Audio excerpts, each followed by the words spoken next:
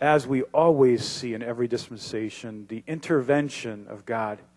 God breaks through with his incredible power and his incredible mercy. And it says here in the latter part of the verse, came Jesus and stood in the midst.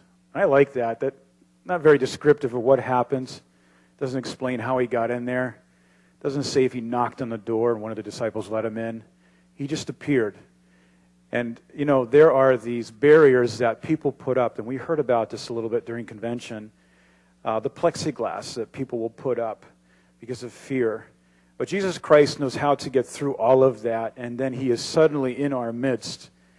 And he's standing in our midst in Zephaniah 3, verse 5. And what is he doing? He is strong. He is mighty in our midst, rejoicing over us in love. Jesus Christ here is in the midst of these disciples' dilemma.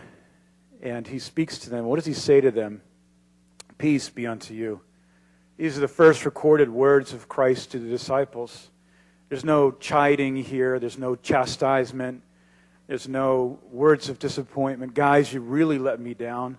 Those 3 years that I was with you, I poured it all out, even my own blood, and you let me down. It wasn't anything like that. It was peace be unto you.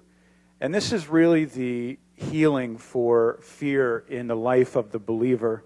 It is these words, you have peace with God, Romans chapter 5. We stand in the grace of God, and we have peace with God through faith. And this is the beginning here of the work of God in the church. Peace be unto you.